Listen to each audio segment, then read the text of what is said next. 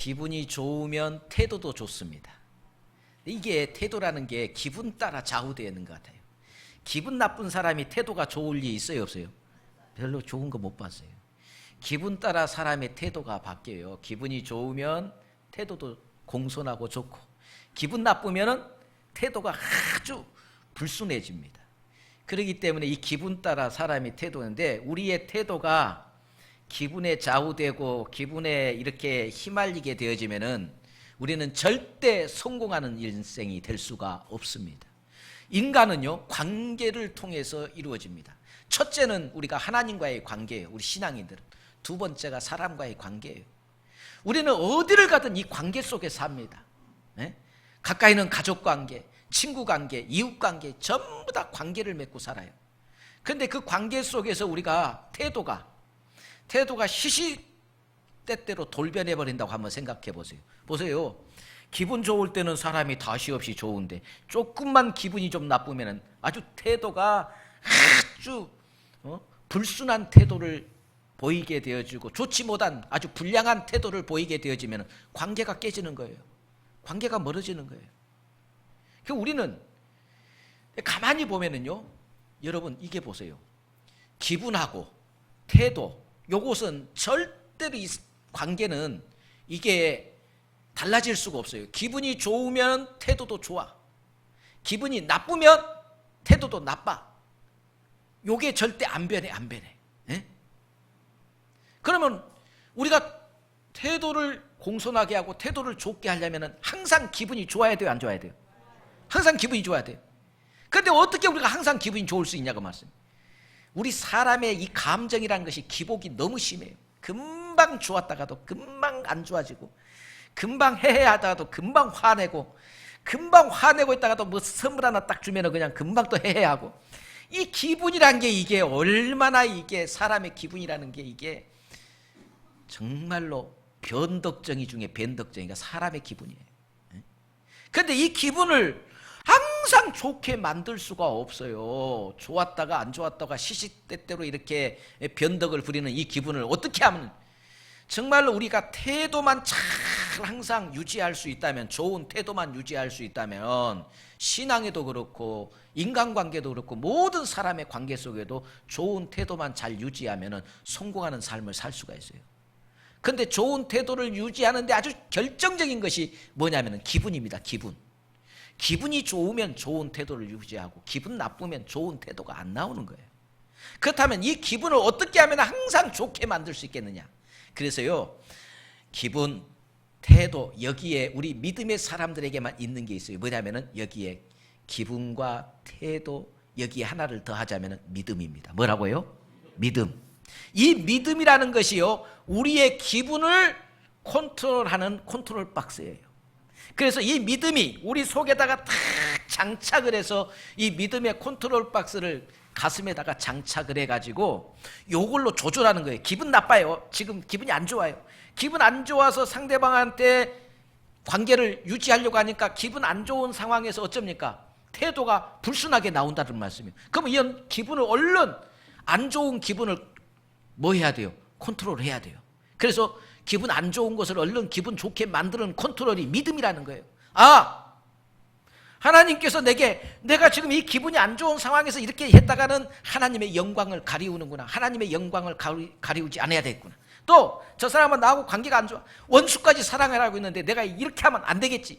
자꾸 믿음이라는 것이 내 자신을 이렇게요, 지금 기분을 자꾸 컨트롤해 주는 거예요. 컨트롤. 그래서 안 좋은 기분을 자꾸 뭐 한다고요? 좋은 기분으로 컨트롤을 해줘야 돼요. 오늘 그에 대한 이야기를, 믿음에 대한 이야기를 하려고 해요. 이 믿음의 컨트롤만 잘 우리가 할 수만 있으면 우리 인생은 신앙이나 또 모든 삶 속에 성공자가 될 줄 믿습니다. 오늘 여러분이 기분이 어떻든 간에, 오늘 여러분의 기분이 어떻든 간에 지금 믿음의 이 컨트롤 박스로 지금 조절을 해서 최고의 좋은 기분으로 만드시길 바랍니다. 할렐루야. 그래서 우리 인사합시다. 기분이 좋으면 태도가 좋아야 돼. 지금 기분을 좋게 만들어서 활짝 웃게, 사랑합니다, 축복합니다. 시작. 사랑합니다, 축복합니다. 아직도 믿음이 부족한 사람들은 아직도 이 믿음이 조금 부족한 사람은 이 컨트롤 박스로 컨트롤을 잘 못하기 때문에 믿음이라는 요걸 가지고 우리 기분까지도 컨트롤해야 돼요. 근데 오늘 또 보니까 그걸 아직 컨트롤하는 것이 서툴어서 마지못해 인사한 사람이 있어요. 마지못해. 근데 요걸 믿음이라는 이 컨트롤 박스로 내 자신을 잘 컨트롤해서 지금 기분을 아주 최상급의 기분으로 만들어서, 그리고 정말로 내 속에서 우러나오는 기쁨으로 또 즐거움으로 행복함으로 우리가 인사할 수 있다면, 또 그렇게 살 수만 있다면, 또 그렇게 모든 사람을 우리가 대할 수만 있다면 여러분 인생의 성공자가 됩니다. 무슨 일을 하든 성공자가 돼요. 오늘 요 믿음에 대한 정의를 제가 좀 내리려고 하는 것입니다. 예수님께서는 이 땅에 오셔서 십자가를 지시고 죽으셨습니다. 누구 때문입니까? 목사님 때문이에요? 집사님 때문이에요? 권사님 때문이에요? 따라서 합시다. 나 때문이다. 나 때문이에요. 예수님이 이 땅에 오셔서 죽으시고 부활하시고 전부 다 나를 위한 거예요. 나를 위한 거. 내가 뭐라고? 나를 위해서 예수님이 십자가에 죽어주시고, 그리고 3일 만에 부활하시고 승천하셨습니다. 그리고 그 예수님은 부활하시고 승천하시면서 몇 날이 못 되어 내가 너희에게 뭘 보내시겠다? 성령님을 보내시겠다. 그래서 하나님의 영인 성령을 이 땅에 보내시고, 지금은 성령 시대예요. 성령이 변함없이 우리를 지키고 도우시고 함께 동행하시고 우리 속에서 역사하고 계시는 줄 믿으시기를 바랍니다. 우리의 연약한 것들을 붙잡아 주시고, 그래서 제가 성령에 대한 정의를 내렸잖아요. 성령에 대한 정의를 나처럼 쉽게 정의를 내는 사람이 어디 있어요? 자 보세요. 여러분 예전에 지게 있죠. 지게. 지게 아세요? 우리 청년들은 잘 모르는 지게. 짐 지는 지게가 있어요. 지게. 지게는 절대 지 혼자 서요, 못 써요? 못 써요. 아는 사람은 아네. 지게는 지 혼자 못 써요. 지게를 딱 세우려면 뭐가 있어야 돼요? 짝대기가 있어야 돼. 짝대기. 짝대기가 딱 받쳐줘야만 지게는 쓸 수 있어요. 우리가 지게예요. 지게. 절대 우리는 우리 스스로 쓸 수가 없어. 우리 스스로 온전해질 수가 없고, 우리 스스로 온전한 신앙생활을 할 수가 없는, 우리는 약간 부족한, 혼자 쓸 수 없는 존재들이에요. 그래서 주님께서 우리에게 성령을 보내사, 성령은 우리를 뭐 한다고요? 도와주시는 분. 할렐루야. 성령 우리를 돕는 자예요. 그래서 우리에게 짝대기가 되어주셔서 우리가 뭐 할 수 있도록, 설 수 있도록 도우신 분이 바로 성령님이에요. 그래서 성령님은 지금도 우리가 연약해서 이리 넘어지고 저리 넘어지고 쓰러지지만, 성령은 변함없이 우리 가운데 역사하시고, 넘어졌을 때 다리 일으켜주시고 세워주시고, 마음 아파할 때 위로해 주시고, 우리가 낙심하고 절망하고 있을 때 용기와 힘을 주셔서 다시 한번 도전할 수 있게 만들고, 이 모든 일들이 성령의 역사인 줄 믿습니다. 이렇게 성령이 우리를 돕고 계신다는 말씀이에요. 그렇기 때문에 오늘 우리는 성령의 도움 가운데 내 자신이 이렇게 성령의, 하나님의 특별한 사랑을 받고 성령의 나를 도와주시고 하나님의 영인 성령이 나와 함께 하고 있다는 것을 깨닫게 되어진다면, 우리는 신나고 멋지게, 또 세상 사람들이 부러워할 만큼 그렇게 행복하게 살아야 돼요. 믿습니까?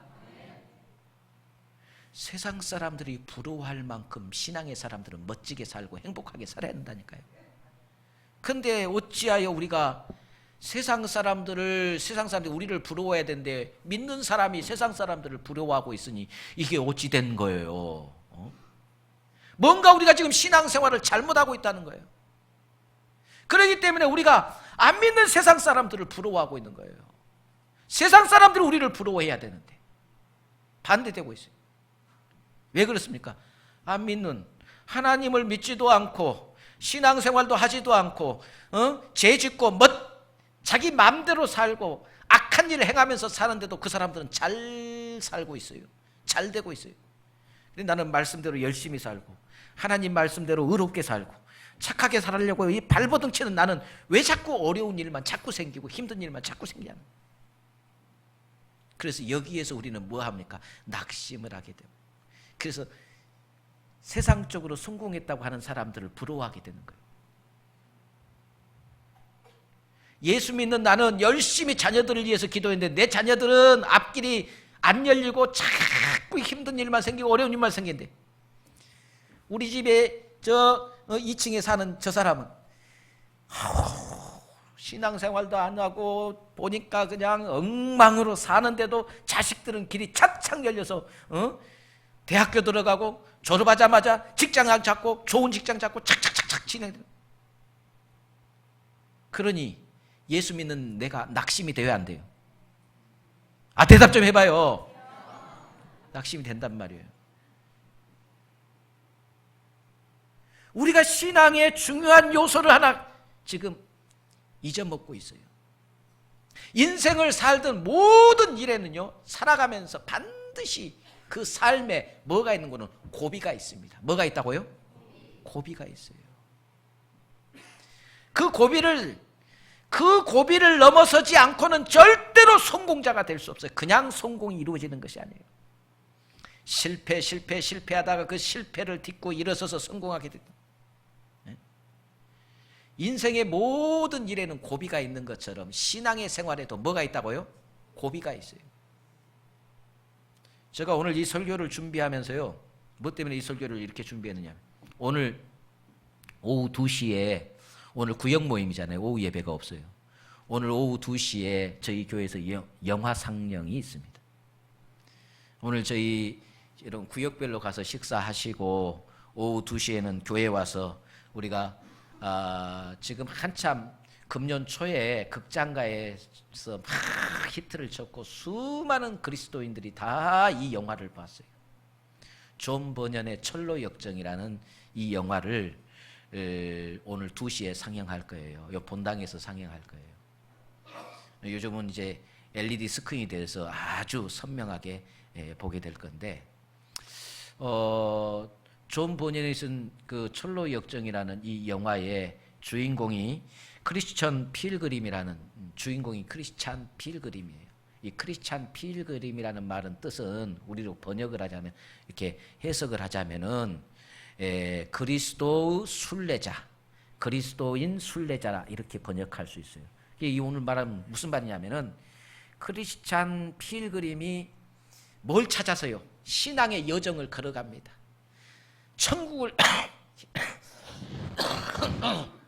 천국을 향해서 지금 걸어가요. 천국을 향해서 걸어가는데 천국 가는 길에 많은 고비가 있어요. 고비. 여러 가지 시련도 있고 환난도 있고 많은 이 신앙의 여정에 고비가 있습니다. 첫째로는 가족이 붙잡고 늘어집니다. 가족이 못 가게 붙잡고 늘어집니다. 그때 그 가족을 부딪히면서 이 크리스찬 필그림은 뭐라고 합니까? 생명, 생명, 생명! 오로지 생명, 생명, 생명하면서 가족을 뿌리치고 신앙의 여정을 계속 나아가는 거예요. 오늘 우리 신앙의 여정, 지금 우리 믿음 생활의 여정에 어떠한 고비들이 있고 그 고비들을 어떻게 이기고 극복했는가 하는 것이 오늘 영화를 보면은, 오늘 상영된 영화를 보면은 여러분 신앙에 큰 도전이 되고 힘이 될 줄 믿습니다. 그렇기 때문에 오늘 2시에 여러분 꼭 극장에서 보신 분들은 그래도 또 같이 한 번 더 보면 또 은혜가 되죠. 안 보신 분들은 꼭 오늘 영화를 같이 볼 수 있기를 바랍니다. 신앙의 여정, 이 믿음의 여정에 고비가 있는데 이 고비를 우리가 어떻게 한 고비만 넘어가면, 이 고비만 이겨내면, 넘기고 나면은, 넘어가면은 그 다음에 벌어지는 하나님의 엄청난 축복이 예비되어 있습니다. 하나님 우리에게 복을 주시기를 원해요. 복을 주시기를 원하는데 복을 주실 때 어떻게 주시느냐?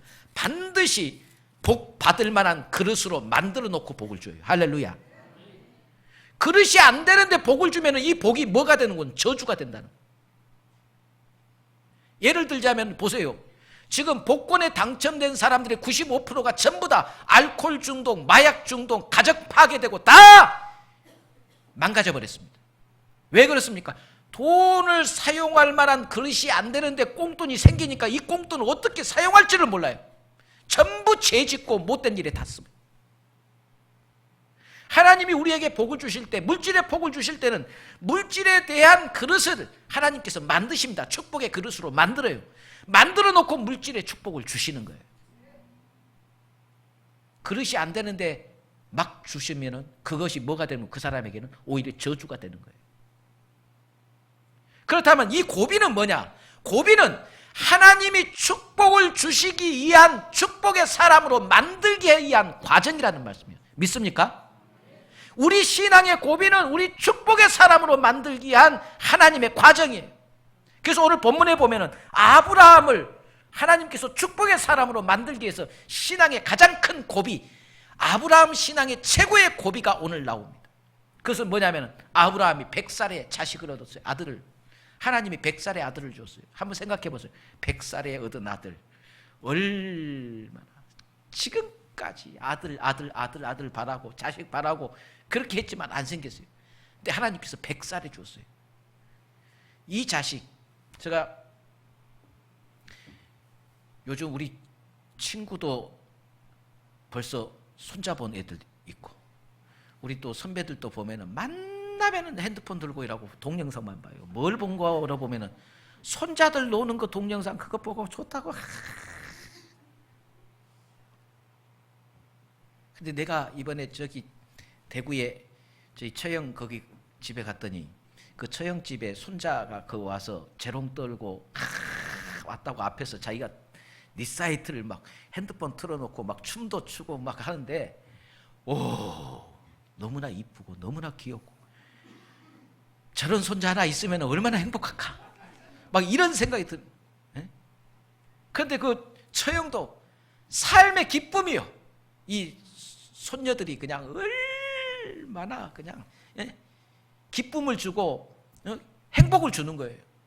근데 아브라함을 한번 생각해 보세요. 100살의 자식을 얻는데 이 100살이 아브라함에게는 그야말로 행복을 주는 최고의 기쁨을 주는 자식이에요.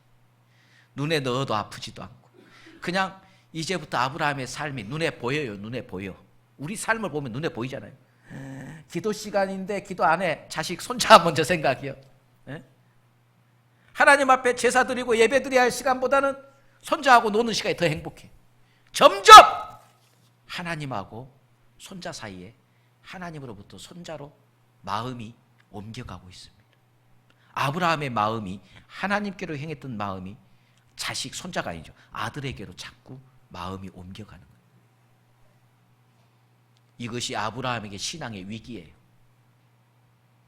신앙의 고비가 온 거예요. 그때 하나님께서 이 고비를, 신앙의 고비를 통해서 아브라함을 뭐하게 만들고요? 축복의 사람으로 다시 한번 다듬는 것입니다. 아브라함아! 내 아들 독자 이삭을 저 모리아 산에 데리고 가서 그곳에서 번제로 나에게 바치라. 번제가 뭡니까? 번제는 짐승을 잡아서 각을 떠서 8각으로 각을 떠서 그 다음에 자르고 내장은 긁어서 묻어버리고 태워버리고 그 다음에 제단 위에다 올려놓고 불로 태워서 그 연기를 하나님 앞에 올려보내는 것이 이게 번제예요. 우리는 요즘 자식을 하나님 앞에 바쳤습니다. 너는 기도로 하나님 앞에 드렸다. 그 말은 하나님의 일하는 사람으로 바쳤다. 우리는 그렇게 합니다. 아브라함 때 하나님 앞에 드리라고 바치라는 것은, 번제로 바치라는 것은 죽여서 불로 태워서 그 연기를 하나님 앞에 올리라는 거예요. 청청 날벼락과 같은 하나님의 명령이 떨어졌어요. 저는 여기서 아주 중요한 게 하나 있어요. 여러분, 만약에 여러분이라면 이런 하나님의 명령에 순종하겠습니까? 못하겠습니까? 아니, 못한다고 대답을 하세요. 할 수 있어요? 못해요. 나도 못해. 나도 만약에 하나님께서 내게 그렇게 명령하다면 나 못해요. 절대 할 수 없어요. 나도. 그런데 왜 하나님께서 아브라함에게 이런 엄청난 명령을 했느냐? 이게 원리가 있어요. 모든 사람의 믿음은 다 그 믿음의 크기가 달라요. 하나님께서 뭐라고 했어요? 반드시 우리를 시험할 때 뭐하노? 너희 믿음으로 극복할 만한 것들만 우리를 시험하신다고 그랬어요. 너희 믿음으로 감당할 수 있는 일들만 시험한다고 그랬어요. 아브라함은 그 시험을 감당할 수 있는 믿음을 가졌어요. 나는 그런 믿음이 안 돼.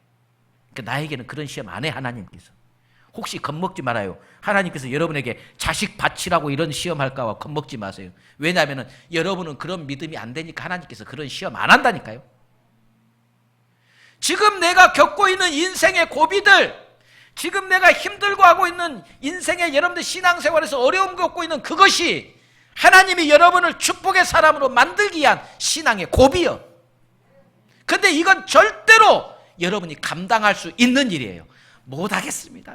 이게 어떻게 내가 감당할 수 없는 일입니까? 여러분들이 항변해도 하나님은 다 감당할 수 있는 일들만 여러분에게 허락하시는 줄 믿습니다. 믿음으로 감당할 수 있다니까요. 근데 이 고비가 무슨 고비냐면은 아브라함이 당했던 이 고비가 가족의 정이라는 이 가족의 정을 넘어서는 이 고비를 넘어서야만 우리는 하나님의 축복의 사람이 될 수 있어요. 할렐루야. 지금도 보니까 이 가족의 정을 못 넘어, 이 고비를 못 넘어서 신앙생활 사람들 많아요. 내가 보니까.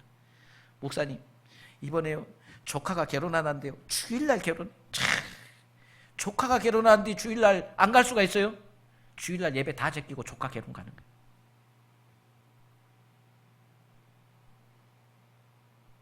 이번에 형제들이 모인대요. 주일날 휴가 때 주일날 전부 모인대요. 언제 형제들이 안 믿는 형제들이 언제 모이겠어요? 토요일날 주일날 모이지. 그래서 토요일날 주일날 전부 모인대요. 그래서 가족 모임인데 안 갈 수가 없다고. 목사님 이해하십시오 라고 해요. 그때마다 뭘 느끼는 거는 가족의 정을 넘어서지 못하는 그 믿음. 예수님께서 이렇게 합니다. 마태복음 10장 34절에서 38절 얼른 펴봐요. 아주 중요한 거니까. 마태복음 10장 34절.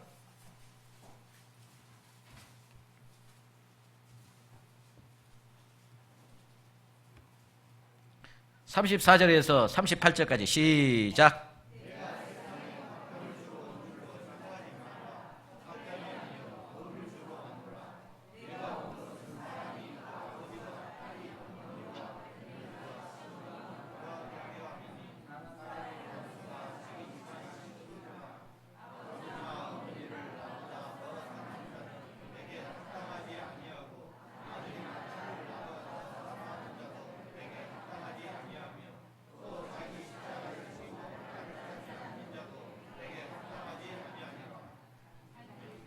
자, 38절까지. 요게요, 이 말씀이요, 신천지가 요것을요, 신천지가 이 말씀을, 요 말씀 가지고 신천지가 가족들이 원수니까 가족들하고 이혼해라, 가족들을 버려라, 신천지가 요렇게 하는 거예요. 요 말씀 가지고. 이 말씀을 잘 이해를 해야 돼요. 여러분, 주님께서 주 예수를 믿으라 그리하면 너와 내 가정이, 내 집이 구원을 얻으리라. 하나님은요, 우리 가족, 믿지 않는 우리 가족들을 다 구원하기를 원하시는 줄 믿습니다. 안 믿는 가족을 내치고 원수니까 버리라는 게 아니에요. 하나님을 더 사랑하게 되어주고 하나님의 그 사랑을 가지고 가족을 사랑하면은 진짜 이게 가족 사랑이 되는 거예요. 예? 이 아가페 사랑을 가지고 가족을 사랑하라는 거예요. 그런데 하나님의 사랑을 버리고 인간적인 사랑을 가지고 가족을 사랑해봤자 그 사랑에는 절대로 뭐가 없어요. 그 사랑에는 온전한 사랑이 나타나지 않아서 가족과 원수만 될 뿐이고, 오히려 여러분 영적인 것이에요. 영적인 것. 믿지 않는 사람은 사탄이, 마귀가 그의 가족들을 붙잡고 있는 것이고, 믿는 나는 성령이 붙잡고 있는 거예요. 성령과 악한 영과의 싸움이에요.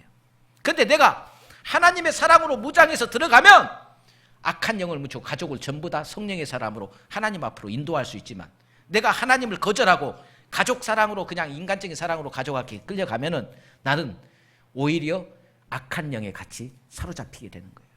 거기에는 결국은 뭐가 남는 거예요? 거기에는 고통과 아픔만 남는 거예요. 그래서 제가 이야기하는 것은요, 우리 자녀들을, 청년들 잘 들어요. 신앙생활 절대로, 저는 우리 딸들에게도 마찬가지지만 안 믿는 사람 결단코 꿈에도 죽는 한이 있어도 내가 용납 안 해. 안 믿는 사람하고 결혼하는 거 죽는 한이 있어도 내가 용납 안 해. 믿음의 사람, 특별히 3대 4대가 믿는 그런 가정의 사람의 남자라고 한다면 나는 얼굴이고 직장이고 상관없이 그냥 줘, 딸.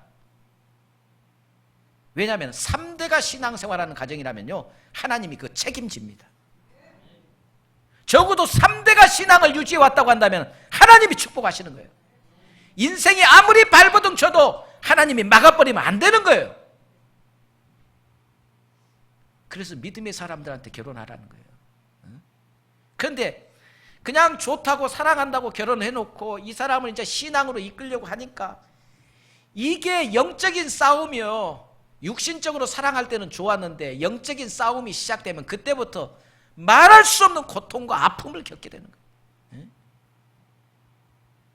이런 아픔과 고통을 각오한다면 사랑 따라가고, 나는 사랑도 하고 신앙으로 영적으로 하나님 안에 든든히 있어서 하나님 앞에 멋지게 쓰임받는 축복의 가정, 명문 가정을 이루고 싶으면 믿음의 사람을 선택하라 이 말이에요. 기도하세요. 절대적으로, 아니 평생을 같이 살아야 할 인생의 동반자를 선택하는데 기도 안 하고 선택하면 되겠냐고 말씀. 나와 함께할 평생의 동반자를 위해서 기도하시라고 말씀입니다. 기도. 청년들 잘 들어, 기도하라.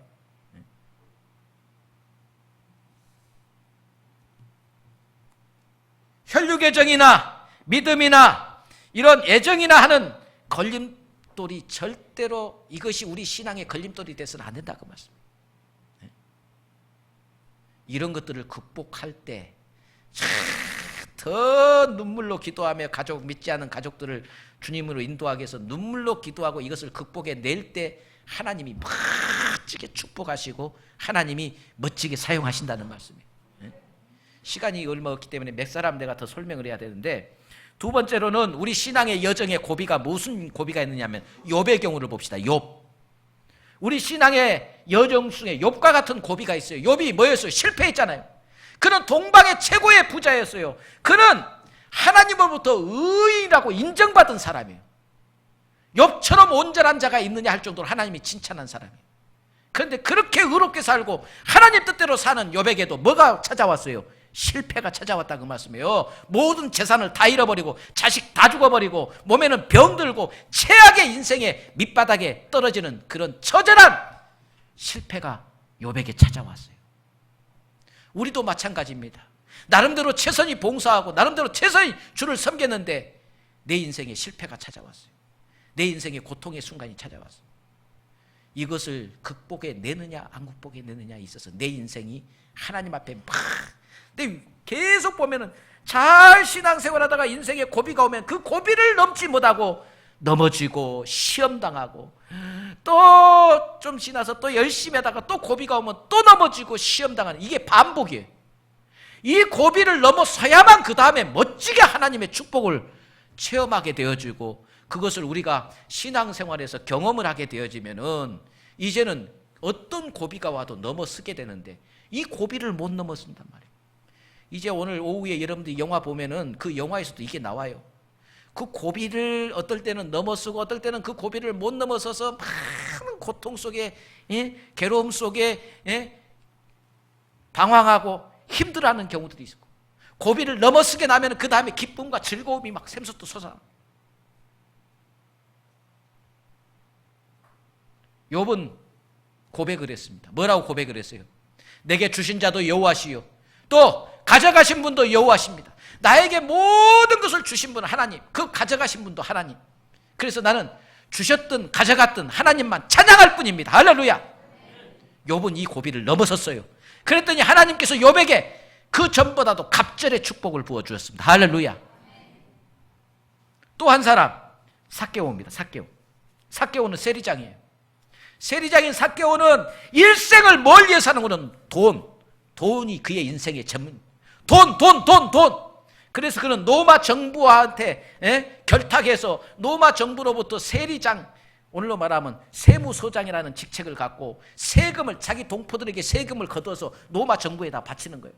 자기 동포들에게 세금을 거둘 때 그는 인정사정 가리지 않냐고 수많은 무겁게 세금을 거두어서 그거에서 자기 것을 착복하고 조그만 로마 정부에 바쳐 엄청난 세금 착복을 해서 그는 어마어마한 부자가 됐습니다. 그는 동포도 없습니다. 조국도 없습니다. 오로지 무엇밖에 없어요. 그의 눈에는 돈이 전부였어요. 그런 세리장이었던 삭개오가 주님을 만나고 나서 그는 뭐 했어요? 돈보다 더 중요한 것이 있다는 것을 알았어요. 바울이 고백했잖아요.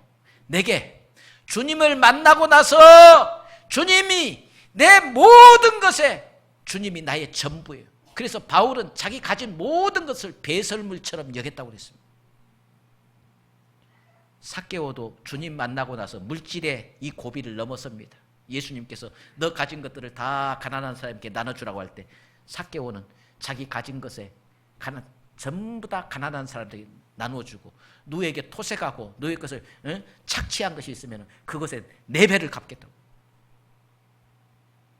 그래서 그는 물질에 지금까지 물질이 전부인 것처럼 돈 하면서 살았던 삭개오가 주님 만나고 나서 이 돈의 장벽을 넘어섰어요. 가만히 보세요. 우리 신앙생활하면서 제일로 시험 많이 당하는 경우가 뭐 때문이에요? 돈 때문이에요. 헌금 좀 한다고, 헌금 안 하고 온다고 시험 들고 교회 떠나는 사람들이 얼마나 많이 있어요. 지금은 황금 만능 시대예요. 돈 전부 다 돈이면 다 된다고 하는 시대예요. 그래서 돈 때문에 시험 드는 사람들이 얼마나 많아요. 헌금 내란다고 돈 시험 들고 11조 내란다고 시험 들고. 여러분 잘 들으세요.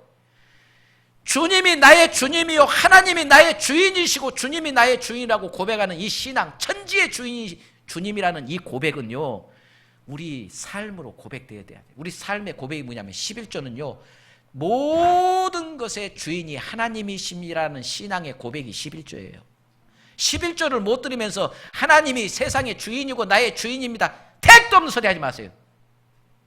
11조를 못 들으면서 하나님이 나의 주인이라고 고백하면 그건 가짜예요.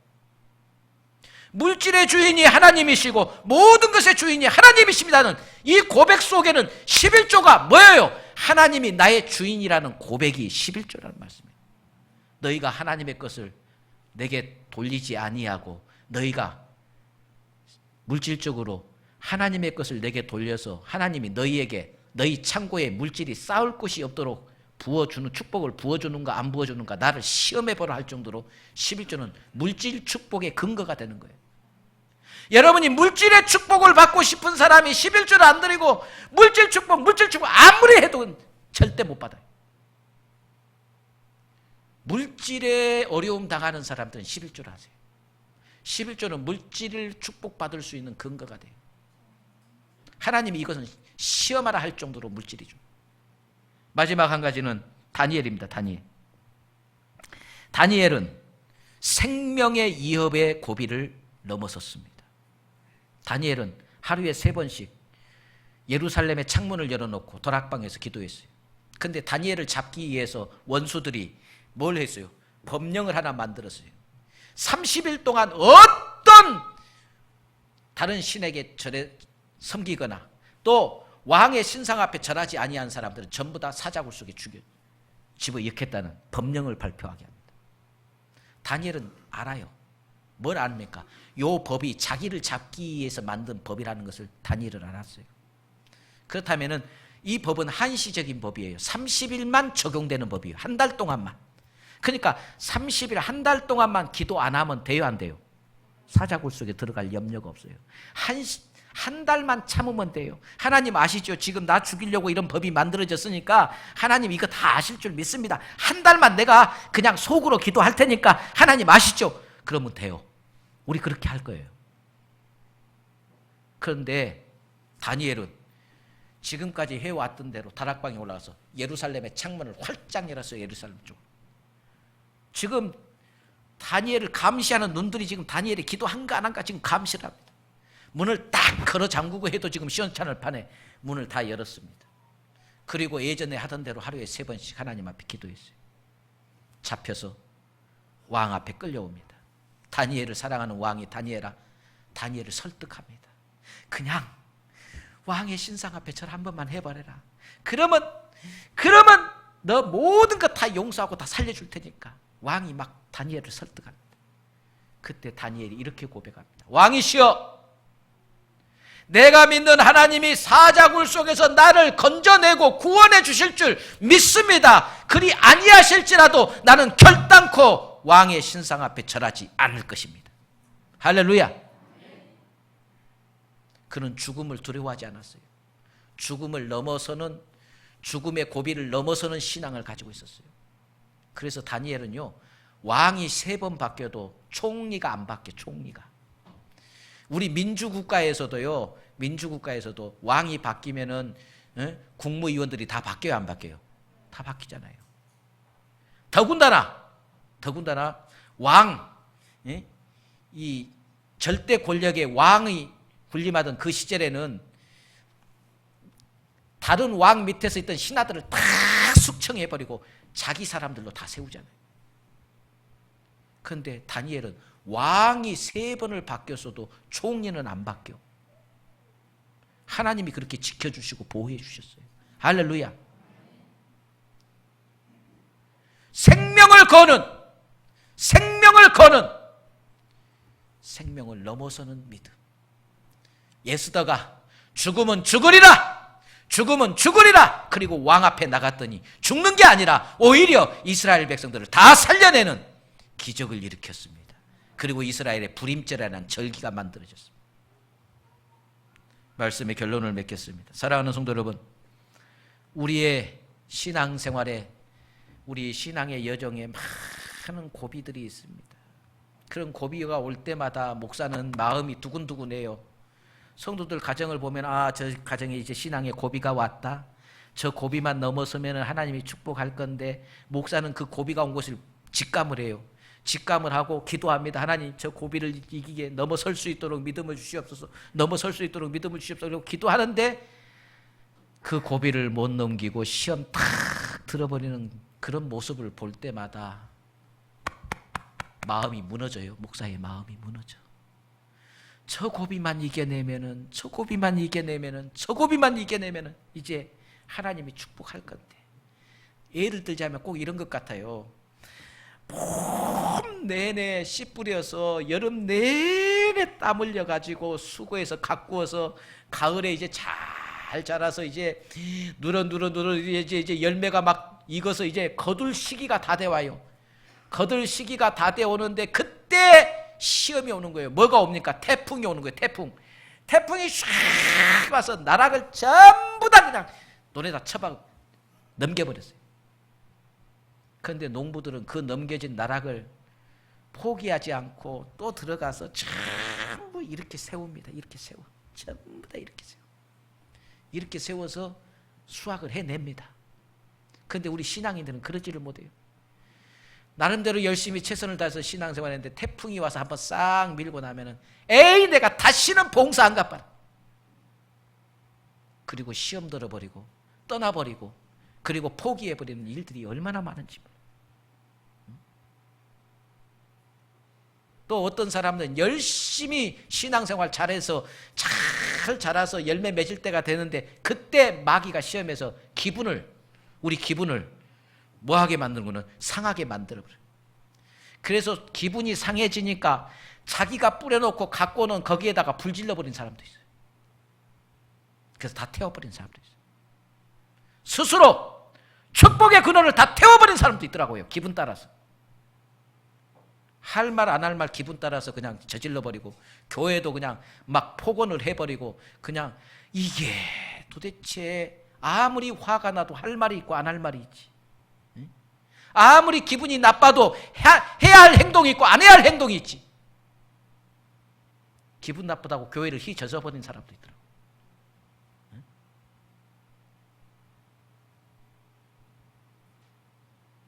사랑하는 성도 여러분, 우리 믿음으로 우리의 기분을 컨트롤 하시기를 주의 이름으로 축원합니다.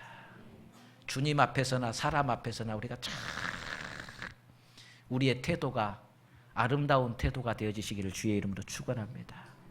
뿐만 아니라 우리 믿음의 고비들을 여러 가지 물질의 고비 또는 여러 가지 실패의 고비, 아픔과 고통, 가족 간의 정 이런 것들을 생각하면서 내가 넘어서야 할 고비들이 많이 있습니다. 이 고비들을 잘 넘어서고 믿음으로 이겨내면 그 다음에 하나님이 우리를 위해서 예배해온 이 축복은요, 상상하지 못할 놀라운 축복들입니다. 절대로 이 고비를 넘어서지 않고는 이 축복을 기대하지 마세요. 하나님은 이 고비 나음에다가 축복을 예비해 놓았습니다. 인생의 힘들고 어려운 고비들을 잘 이겨내서 축복의 주인공이 되시고 하나님의 교회에도 멋진 기둥같이 쓰임받는 축복의 도구들이 되어지시기를 주님의 이름으로 축원합니다. 그러기 위해서는 이 모든 것이 믿음이에요. 믿음이 최고예요. 믿음뿐입니다. 우리 한번 찬양으로 한번 고백합니다. 오직 믿음으로.